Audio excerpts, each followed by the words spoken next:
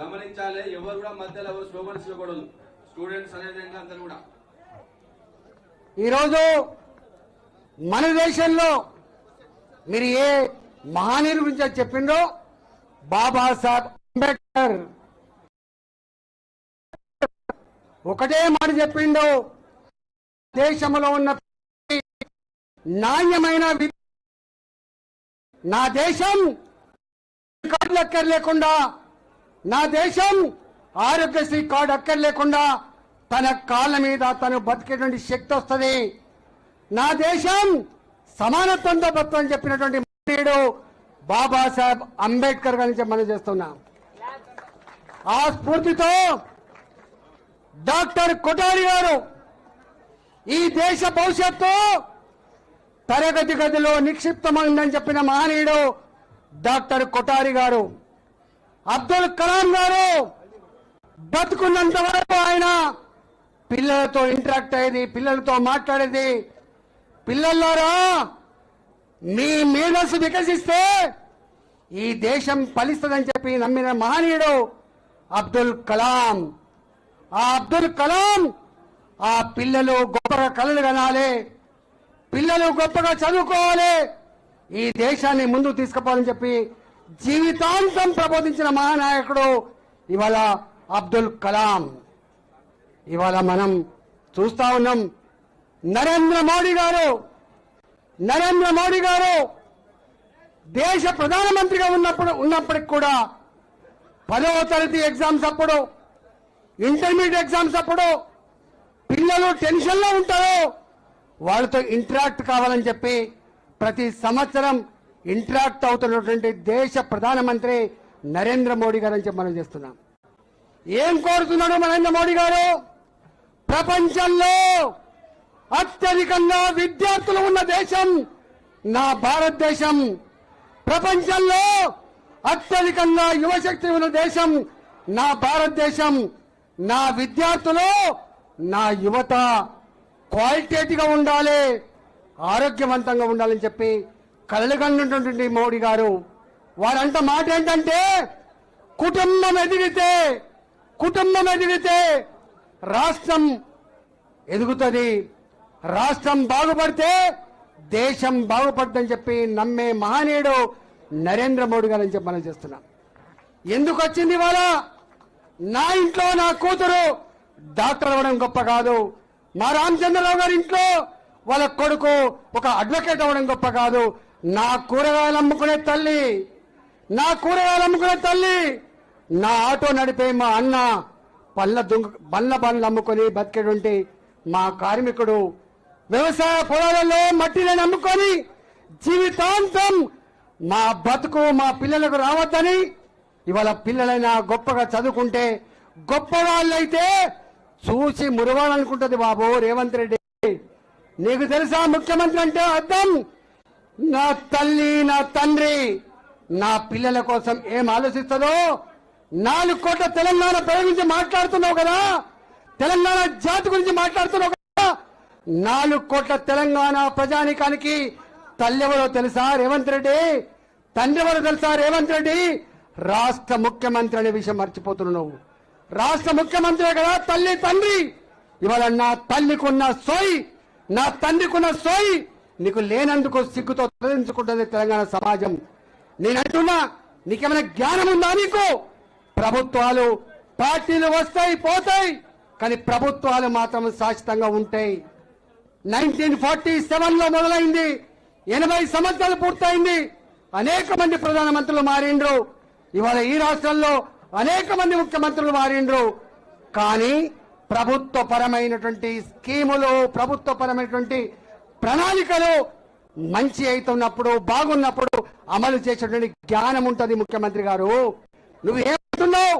ఒకవైపేమో green channel పెట్టినా అంటున్నావు, ఒకవైపేమో డబ్బులు ఇస్తా అంటే కూడా వాళ్ళకి అర్థం కాక భారతీయ జనతా పార్టీ రాద్ధాంతం చేస్తుందని మాట్లాడుతున్నావు. మరోవైపు నువ్వు చెప్తున్న మాట ఏంటిది? నువ్వు చెప్తున్న మాట ఆనాడు కేసీఆర్ పెట్టిన బకాయిలు ఏవైతున్నాయో అవి నేను చెల్లించాలని చెప్తున్నావు. నీ జ్ఞానం ఉందా ముఖ్యమంత్రి? నీ జ్ఞానం ఉందా ముఖ్యమంత్రి? నేనంటా ఉన్నా, 4 ఏళ్ల క్రితం నేను ఒక ట్యాక్స్ బాకుంటే వసూలు చేయవాను? నేను ఇంటి నల్ల బిల్లు బాకుంటే నువ్వు వసూలు చేయవా? నువ్వు కరెంటు బిల్లు బాకుంటే వసూలు చేయవా? గత ప్రభుత్వమైనా ఈ ప్రభుత్వమైనా ఇవాళ రావాల్సిన బకాయిలు రాబట్టుకుంటాం, ప్రభుత్వాలు చెల్లేది ఉంటే చెల్లిస్తాం తప్ప ఇవాళ నీలాంటి మనుషులు మాట్లాడే మాట ఇవాళ మంచిది కాదని చెప్పి మనం చేస్తా ఉన్నాం. నేను ఒకటే విజ్ఞప్తి చేస్తున్నా, ఇవాళ నిన్న నుంచి ఇవాటి వరకు ఎవరు మాట్లాడినా కూడా ఒకటే ఇవాళ ఎందుకు వచ్చింది ఫీ రియంబర్స్మెంట్? ఒకనాడు దొరకొడుకైనా కూలి చేసుకునేటువంటి వాళ్ళ కొడుకైనా రైతు కొడుకైనా చదువుకునే విశ్వవిద్యాలయం ఉస్మానియా విశ్వవిద్యాలయం, చదువుకునే medical college Osmania medical college, చదువుకునే engineering college Osmania engineering college. కానీ ప్రైవేట్లో కాలేజీలు వచ్చినాయి, ప్రైవేట్లో విశ్వవిద్యాలయాలు వచ్చినాయి. ఇవాళ మా పేదరికంలో ఉన్న పిల్లలు ఫీజులు కట్టే స్తోమత లేక క్వాలిటీ విద్యకు దూరం కావద్దు, వాళ్ళకు కూడా గొప్ప విద్య అందించాలనే సంకల్పంలో భాగమే కదా ఈ ఫీ రియంబర్స్మెంట్ స్కీమ్ వచ్చింది. గొప్ప ఆలోచనతో ఈ స్కీమ్ వస్తే ఇవాళ ఆ పార్టీకి నాయకత్వం వహిస్తున్న నువ్వు 20 లక్షల కుటుంబాలు వేధించడం కాదు, 20 లక్షల విద్యార్థుల జీవితాలతో నువ్వు చెలగాట మారుతున్న విషయం మర్చిపోద్దని చెప్పి మనం చేస్తా ఉన్నాం. ఇవాళ నా విద్యార్థి నువ్వు ఫీ రియంబర్స్మెంట్ ఇస్తా అంటేనే ఇవాళ ఆ కాలేజీలో జాయిన్ అయిండు. ఇవాళ కూలి చేసుకునే, ఆటో నడుపుకునే, కూరగాయలు అమ్ముకునే, ఇళ్లలో అంట్లు తోమి ఇవాళ పిల్లల్ని చదివించుకునే ఆమెకు ఈ 10 లక్షల ఫీజు 4 లక్షల ఫీజు కట్టే స్తోమత ఉండదు కదా. ఇవాళ జాయిన్ అయింది వాళ్ళు. జాయిన్ అయిన తర్వాత మధ్యలో నువ్వు ఆపుతున్నావు. ఫస్ట్ ఇయర్ అయిపోయింది నా విద్యార్థికి, సెకండ్ ఇయర్ లో ఎగ్జామ్స్ రాయాలి, హాల్ టికెట్ రాదు. అక్కడ సెకండ్ ఇయర్ థర్డ్ ఇయర్ పోవాలంటే హాల్ టికెట్ రాదు. చివరికి యజమాని మీకు చేతనైతే మీరే డబ్బులు కట్టండి, లేకపోతే టీసీలు తీసుకొని పోండి. మేము కూడా మా కాలేజీలలో పనిచేసే అటెండర్లకు జీతాలు ఇవ్వలేకపోతున్నాం, మేము కూడా మా ల్యాబులలో పనిచేసే ల్యాబ్ టెక్నీషియన్లకు జీతాలు ఇవ్వలేకపోతున్నాం, మేము కూడా ఇవాళ చదువు చెప్పే టీచర్లకు జీతాలు ఇవ్వలేకపోతున్నాం. ఇవాళ బ్యాంకులలో అప్పు తెచ్చుకొని ఈఎంఐలు కట్టలేకపోతున్నాం, మమ్మల్ని అర్థం చేసుకోమని చెప్పి ప్రాధేయపడి ఇవాళ పిల్లల్ని క్లాస్ రూమ్లలో నీ ఫీజు రాలేదని చెప్పి నిలబెట్టినప్పుడు ఇవాళ కన్నీళ్లు గుడ్లలో సుడులు తిరుగుతున్నాయి. బాబు, ఎంతమంది విద్యార్థులు వాళ్ళ కళ్ళల్లో నీళ్లు సుడులు తిరుగుతున్నాయి. ఫీజు కట్టలేదని టీచర్ నిలబెడితే ఆ అవమానం భరించలేక కొంతమంది పిల్లలు సూసైడ్ చేసుకునే చరిత్ర నీకు తెలుసా రేవంత్ రెడ్డి గారు? గింత వేదన, గింత దుఃఖం ఉన్నటువంటి ఇష్యూ, 20 లక్షల మంది పేద విద్యార్థులకు సంబంధించిన ఇష్యూ నువ్వు గ్రీన్ ఛానల్ అని బుకాయించే ప్రయత్నం చేస్తున్నావు. ఇది మంచిది కాదని చెప్పి విజ్ఞప్తి చేస్తున్నా. నిన్ననే చెప్పినా నేను, నువ్వు అనుకుంటున్నావు నీకు తెలుసా అసలు లెక్క? ఎన్ని విశ్వవిద్యాలయాలు ఉన్నాయి, ఎన్ని మెడికల్ కాలేజీలు ఉన్నాయి, ఎన్ని ఇంజనీరింగ్ కాలేజీలు ఉన్నాయి? నువ్వు అంటున్నావు ఒక ఆక్స్ఫర్డ్ యూనివర్సిటీ రాగానే, ఒక్క లండన్ స్కూల్ ఆఫ్ ఎకనామిక్స్ రాగానే ఈ రాష్ట్రం బాగుపడుతుందా? ఇవాళ నీకు నిన్న చెప్పినా మళ్ళీ ఇవాళ కూడా చెప్తున్నా, నీకు తెలుసో తెలియదో ఈ దేశంలో జిల్లా పరిషత్ స్కూళ్ళలో చదువుకున్న వాళ్ళు, నా ఐఐటీలో చదువుకున్న వాళ్ళు, నా ఉస్మానియా ఇంజనీరింగ్ కాలేజ్ చదువుకున్న వాళ్ళు, నా ఉస్మానియా యూనివర్సిటీలో చదువుకున్న వాళ్ళు అనేక పెద్ద పెద్ద పోస్టులు ఇలా అలంకరించారు. దేశం మొత్తంలో ప్రెస్టీజియస్ ఇన్స్టిట్యూషన్స్ ఏవైతున్నాయో అలాంటి ఇన్స్టిట్యూషన్లకు భారత మాత ముద్దు బిడ్డలుగా ఈ విశ్వవిద్యాలయాల్లో, ఈ ఎన్ఐటీలో, ఈ ఐఐటీలో చదివిన వాళ్ళు ఎంత గొప్ప గొప్ప పొజిషన్లో నీకు తెలుసా బాబు?